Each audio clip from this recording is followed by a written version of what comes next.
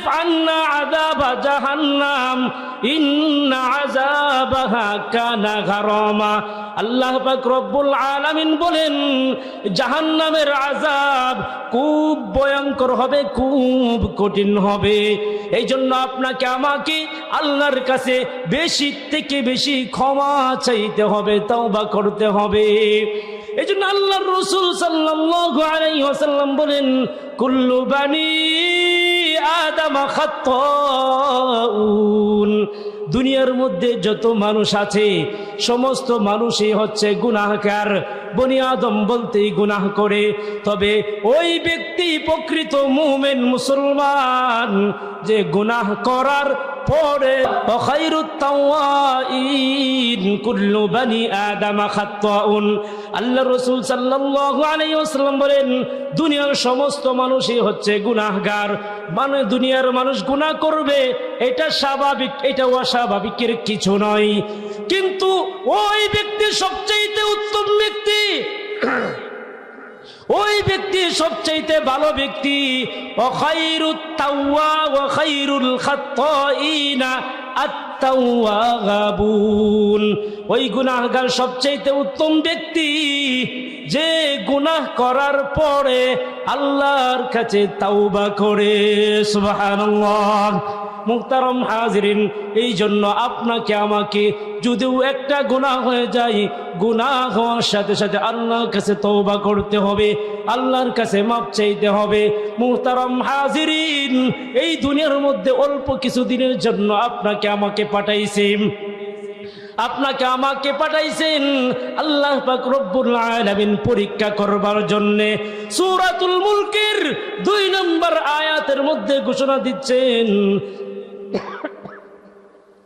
الذي خلق الموت والحياة ليبلوكم أيكم أحسن عملا। ও বান্দা, আমি তোমাকে যে হায়াত এবং মৌত নামক একটা জিন্দেগি দান করেছি, হায়াত দিয়েছে একটা এবং মৌত দিয়েছে, এর মাঝখানে অল্প সময় দিয়েছি জিন্দেগিটাকে কাটাইবার জন্যে। সেইটা তোমার মন চায় কাটাইবার জন্য? না না না, আমি তোমাকে দিয়েছি সেই সময়টাকে কি জন্য জানোনি বান্দা? সেই সময়টাকে দিয়েছি তোমাকে পরীক্ষা করবার জন্যে। লিয়াবলুয়াকুম আইয়ুকুম আহসানু আমালা। তোমাকে আমি এই দুনিয়ার মধ্যে পাঠাইছি কি জন্য বান্দা জানোনি? লিয়াবলুয়াকুম, পরীক্ষা করবার জন্যে। কি জন্যে? পরীক্ষা করবার জন্য। কি পরীক্ষা? আইয়ুকুম আহসানু আমালা। বান্দা, তোমাকে যে বলছি তুমি নেক আমল করতে, কার থেকে কে বেশি সুন্দর আমল করতে পারো, কার থেকে কে বেশি উত্তম আমল করতে পারো, সেই জন্য তোমাকে আমি দুনিয়ার মধ্যে পাঠাইছি। শুধু মন চাহে আমল করলেও হবে না, সেই আমলটা আবার সুন্দরভাবে করতে হবে। মুহতারাম হাজিরিন, এই জন্য আপনাকে আমাকে সুন্দর আমল করতে হবে।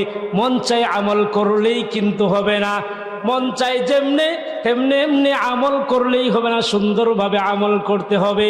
এই জন্য যদি আমরা সুন্দরভাবে যদি আমল করি, উত্তম আমল করি, আল্লাহ পাক রব্বুল আলামিন 16 নম্বর পারার 3 নম্বর পৃষ্ঠার মধ্যে বলেছেন ইন্নাল্লাযীনা আমানু ওয়া আমিলুস সালিহাত كانت لهم جنات الفردوس نزلا।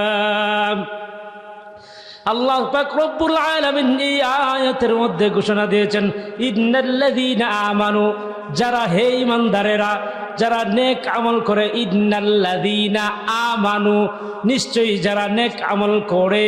ওয়া আমিলুস সালিহাতি কানাত লাহুম জান্নাতুল ফিরদাউসি নুজুলা।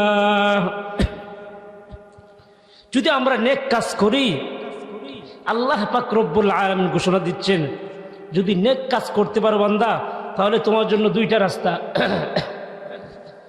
নেক কাজ করলে কি হবে? ওয়া আমিলুস সালিহাতি কানাত লাহুম জান্নাতুল ফিরদাউস। যারা নেক কাজ করবে তাদের জন্য সরাসরি রয়েছে জান্নাতুল ফেরদাউস। সুবহানাল্লাহ। সেই জান্নাতের মধ্যে শুধু যাইবেন তাই নাকি, শুধু গিয়ে বসে থাকবেন তাই না, সেই জান্নাতের মধ্যে আল্লাহ পাক রব্বুল আলামিন সকলের জন্য মেহমানদারির ব্যবস্থা করে রেখেছেন। সুবহানাল্লাহ। ফিহা নুজুলা, যাবেন আর মেহমানদারি বস উপস্থিত। এই জন্য মুহতারাম হাজিরিন, আপনাকে আমাকে যদি আল্লাহ তাআলার প্রিয় বান্দা হতে চাই, তাহলে আপনাকে আমাকে 3 নম্বর গুঞ্জের তাওবা করতে হবে। আল্লাহ পাক রব্বুল আলামিনের ভয়ঙ্কর আযাব থেকে ক্ষমা চাইতে হবে। এজন্য আপনাকে আমাকে আল্লাহ পাক রব্বুল আলামিনের গুনাহগুলোর কথা মনে রাখতে হবে, গুনাহগুলোকে ছাড়তে হবে, নেক কাজ করতে হবে, ভালো কাজ করতে হবে। এই জন্য আল্লাহ পাক রব্বুল আলামিন এর পরের আয়াতে বলেন, والذين يقولون ربنا اصرف عنا عذاب جهنم إن عذابها كان غراما إنها ساءت مستقرا ومقاما والذين إذا أنفقوا لم يسرفوا। 4 নম্বর গুণের কথা আল্লাহ পাক রব্বুল আলামিন বলতেছেন, والذين إذا أنفقوا لم يسرفوا ولم يقتروا وكان بين ذلك قواما। ও বান্দা, আমি তোমাকে অনেক মাল দৌলত দান করেছি, ধন সম্পদ দান করেছি। এই ধন সম্পদ তুমি আল্লাহর রাস্তায় ব্যয় করো। তোমাকে যে ধন সম্পদ দান করেছি, ওয়াল্লাযীনা ইযা আনফাকু লাম ইউসরিফু ওয়া লাম ইয়াকতুরু ওয়া কানা বাইনা যালিকা কাওয়ামা। আমি তোমাকে অনেক টাকাওয়ালা বানাইছি, এই জন্য তুমি আল্লাহর রাস্তায় দান করো। এত দান করিও না যে দান করতে করতে সব কিছু শেষ হয়ে যায়, আবার তোমার অন্যের কাছে হাত পাততে হয়, এমনটা করিও না। আবার এমন বখিলতিও করিও না, কৃপণতাও করিও না।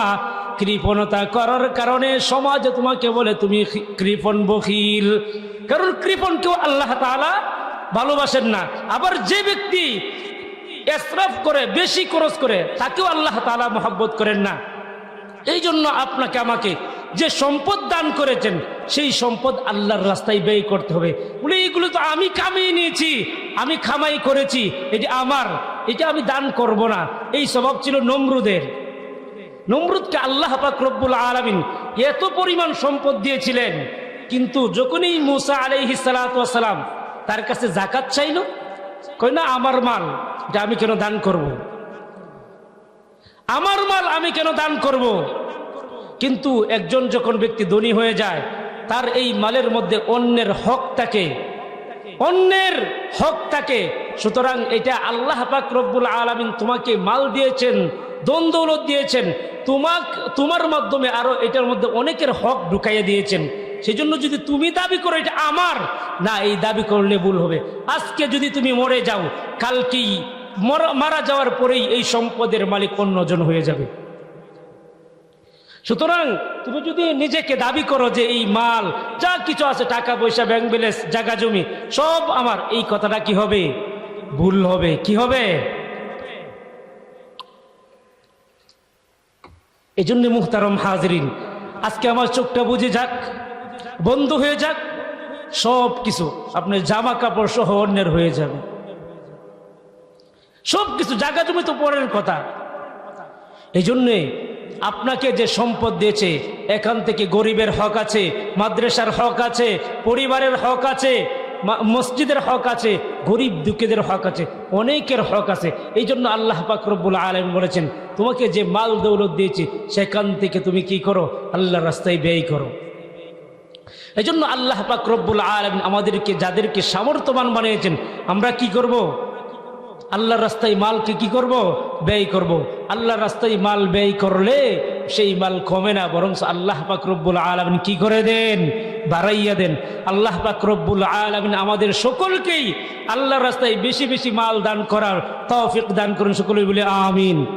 মুহতারাম হাজিরিন, 1 নাম্বার গুণের কথা বলেছিলাম কি, দুনিয়ার মধ্যে চলতে গেলে অহংকার করে চলা যাবে না, নম্রভাবে ভদ্রভাবে আপনাকে আমাকে কি করতে হবে, চলতে হবে। 2 নাম্বার গুণের কথা বলেছি, যদি আল্লাহর খাস বান্দা হতে চাই তাহলে আপনাকে আমাকে তাহাজ্জুদ গুজার হতে হবে, শেষ রাত্রিতে আমাকে নামাজ পড়তে হবে, আমাকে আল্লাহর কাছে ডাকতে হবে। এরপরে 3 নাম্বার গুণের কথা বললাম, যদি আমি আল্লাহ তাআলার খাস বান্দা হতে চাই, প্রিয় বান্দা হতে চাই, 3 নাম্বার গুণ হচ্ছে আল্লাহর কাছে আপনাকে আমাকে ক্ষমা চেতে হবে, আল্লাহ তাআলা ভয়ঙ্কর আযাবের থেকে আপনাকে আমাকে মাফ চাইতে হবে, তাহলেই আমি আল্লাহর খাস বান্দা হতে পারবো। 4 নাম্বার গুণের কথা বললাম, 4 নাম্বার গুণের কথা বলে, যাদেরকে আল্লাহ পাক রব্বুল আলামিন মাল দৌলত দিয়েছে তারা এই মাল যেন আল্লাহর রাস্তায় ব্যয় করে। মুহতারাম হাজিরিন, 4 নাম্বার গেল। 5 নাম্বার, আল্লাহ পাক রব্বুল আলামিন বলেন, والذين لا يدعون مع الله إلها آخر ولا يقتلون النفس التي حرم الله إلا بالحق ولا يزنون। 5 নম্বর গুণের মধ্যে আল্লাহ পাক রব্বুল আলামিন বলতেছেন যে, ও দুনিয়ার ইমানদার, যদি তুমি আল্লাহ তাআলার খাস বান্দা হতে চাও, ওয়াল্লাযীনা লা ইয়াদউনা মা'আল্লাহি ইলাহান আখার, দুনিয়ার বুকে আল্লাহ ব্যতীত আল্লাহর সাথে অন্য কাউকে তুমি ডাকিও না। ওয়াল্লাযীনা লা ইয়াদউনা মা'আল্লাহ, আল্লাহর সাথে অন্য কাউকে কি করিও না, ডাকিও না, আল্লাহর সাথে কাউকে শরীক করিও না। কারণ আল্লাহ পাক রব্বুল আলামিন অন্য আয়াতে বলেন, ইন্নাশ শিরকা লাযুলমুন আযীম,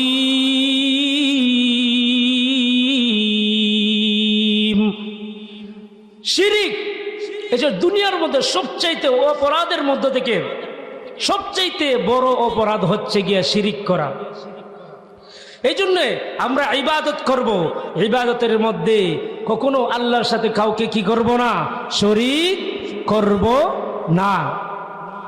কিন্তু এখন দেখা যায় কি, আমরা অনেকে দেখা যায় যাই মাজারে দান করতে, মাজারে গিয়া সেজদা করি। এই কপাল আল্লাহ পাক রব্বুল আলামিন দিয়েছেন একমাত্র আল্লাহকে সেজদা করবার জন্যে, কিন্তু এখন আমরা কোথায় যাই, মাজারে গিয়া সেজদা করি, মাজারে ওলির কাছে চাই, পীরের কাছে গিয়া এই চাই, আপনার অনেক কিছু চাই, বাবা এটা দাও ওইটা দাও, অনেকে আবার বাচ্চা চাই। বলেন তো, সন্তান দেওয়ার মালিক একমাত্র কে? আল্লাহ। আল্লাহ ছাড়া কি আর কেউ দিতে পারে এই সন্তান? মুহতারাম হাজিরিন, আমরা ইবাদত করব একমাত্র কার? আল্লাহর। এখন দেখা যায় অনেক সময় কথাই কথায় আমরা আল্লাহর সাথে অনেককে শরীক করি, আমরা ইবাদতের মধ্যে শরীক করি, কথাই শরীক করি যে অমুক যদি না থাকতো, অমুক যদি না আসতো তাহলে আজকের মাহফিলটা হতোই না, উনি আসার কারণেই হয়েছে। আরে আল্লাহ পাক রব্বুল আলামিন যা ফয়সালা করে রেখেছেন সেই জন্য তো হয়েছে। আল্লাহ পাক রব্বুল আলামিনের হুকুম ব্যতীত কিছুই হওয়া সম্ভব না, হওয়া সম্ভব না। সেই জন্য মুহতারাম হাজিরিন, আপনাকে আমাকে কথা বলতে হবে চিন্তা ভাবনা করে, মন যা চায় তখন আমি তা বলে দিব না, এটা সম্ভব নয়। এই জন্য আমি যা কথা বলি সেইগুলো প্রত্যেকটা কথা কিন্তু রেকর্ড হয়ে যায়। আল্লাহ পাক রব্বুল আলামিন এইটা বলেছেন যে 26 নম্বর পারার 18 নম্বর পৃষ্ঠার মধ্যে বলেছেন, মা ইয়ালফিযু মিন কওলিন ইল্লা লাদাইহি রাকীবুন আতীদ।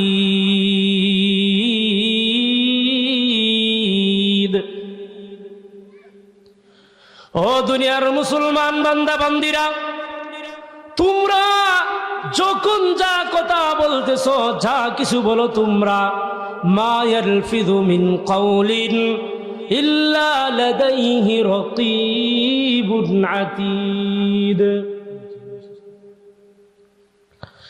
মুহতারাম হাজিরিন, আপনাকে আমাকে আমাদের জবান দিয়ে যে কথাটা বের হয় আল্লাহ পাক রব্বুল আলামিন সেই কথাটাকে পরিপূর্ণভাবে রিপোর্ট করে রাখেন, সেই কথাটাকে রেকর্ড করে রাখেন।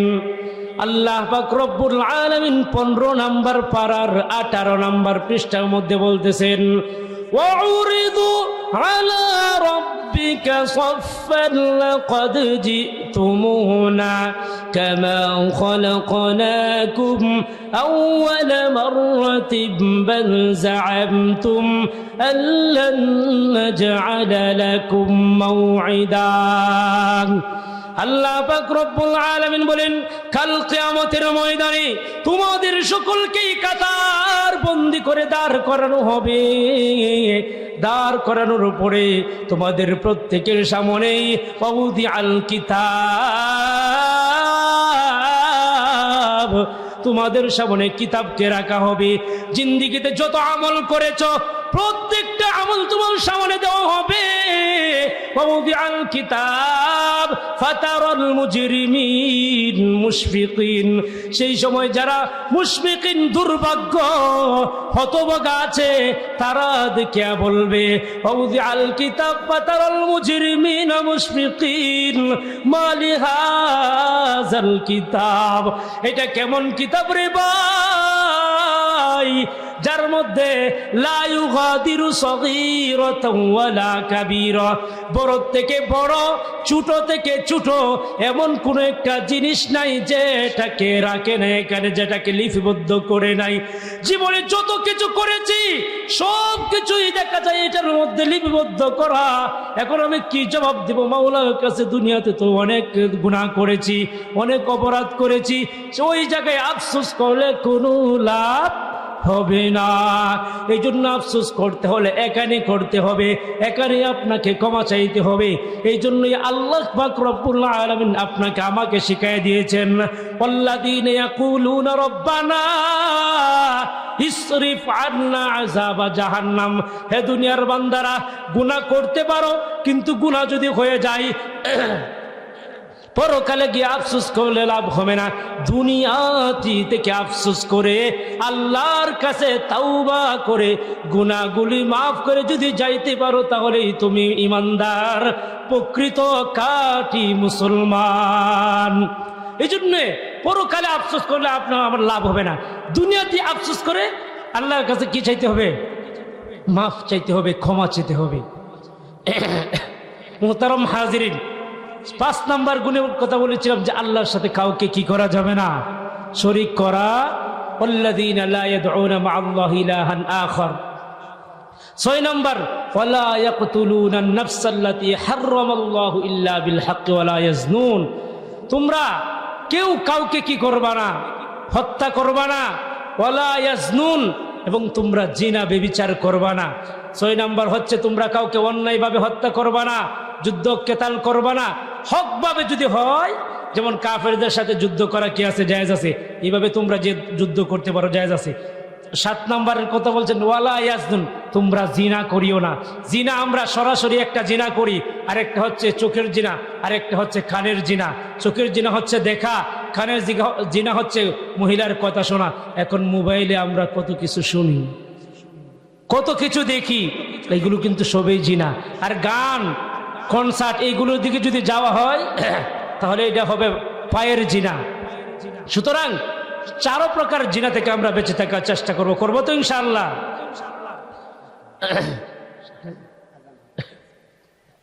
মুহতারাম হাজিরিন, 7 নাম্বার।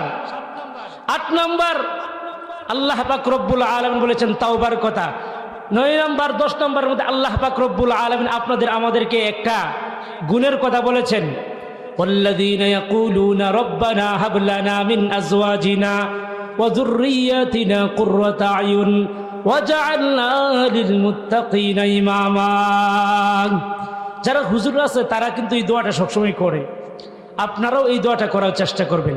যে আল্লাহ তাআলার খাস বান্দা হতে চাও তাহলে তোমাকে বলতে হবে, ওয়াল্লাযীনা ইয়াকুলুনা রব্বানা হাব লানা মিন আজওয়াজিনা। এই রব্বানা হাব লানা, আল্লাহ আপনি আমাকে দান করুন, মিন আজওয়াজিনা, যারা বিয়ে করছেন না, যারা বিবাহ করেন নাই, তারা কিন্তু শিখে নেবেন, জীবনে ভালো একটা বউ পাইবেন। যারা যুবতী বোনেরা আছে, বিবাহ হয় নাই, তারাও যদি এই দোয়াটা করে তাহলে একজন নেককার, দিনদার, ফরহেজগার স্বামী পাওয়ার আশা করা যায়। দোয়াটা কি?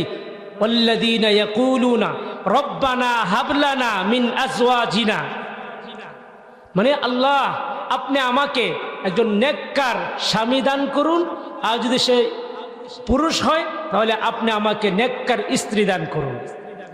রব্বানা হাব লানা মিন আজওয়াজিনা ওয়া যুররিয়াতিনা কুররাতা আয়ুন।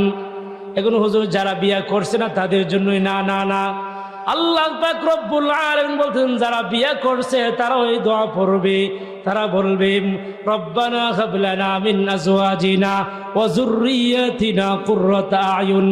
ওগো আল্লাহ আপনি আমাকে এমন একটি সন্তান দান করুন, এমন একটি বংশ দ্বারা দান করুন যাদের দ্বারাই আমার চক্ষুগুলো শীতল হয়ে যায়। সুবহানাল্লাহ। কুররাতা আয়ুন, এমন একটা সন্তান দান করুন যে সন্তানটা মাদ্রাসায় পড়বে, যে সন্তানটা আপনি মারা যাওয়ার পরে আপনার জন্য দু হাত তুলে দোয়া করবে, আপনার জন্য, আপনার আযাব থেকে নাজাতের জন্য আপনার জন্য দোয়া করবে, আপনার জন্য কোরআন তেলাওয়াত করবে, আপনার জন্য আল্লাহর কাছে মাফ চাইবে। এই জন্য ওয়াল্লাযীনা ইয়াকুলুনা রব্বানা হাব লানা মিন আজওয়াজিনা ওয়া যুররিয়াতিনা কুররাতা আয়ুন। ওগো আল্লাহ আমাদেরকে এমন একটি সন্তান দান করুন, এমন একটি বংশ দান করুন যেই বংশের মাধ্যমে আমার চক্ষু শীতল হয়ে যায়। সুবহানাল্লাহ। ওয়াজআলনা লিল মুত্তাকিনা ইমামা, এবং ওই বংশ এরা যেন ইমাম হয়, মুত্তাকি হতে পারে, সেই জন্য দোয়া করা। এই জন্য আমরা কি করব? এই দোয়াটা সকলেই করব ইনশাল্লাহ। পারবো তো ইনশাল্লাহ? তাহলে দেখবেন আপনাদের, আমাদের যাদের সন্তান আছে তাদের সন্তান ইনশাল্লাহ নেককার, দিনদার, পরহেজগার হবে। দোয়াটা কি?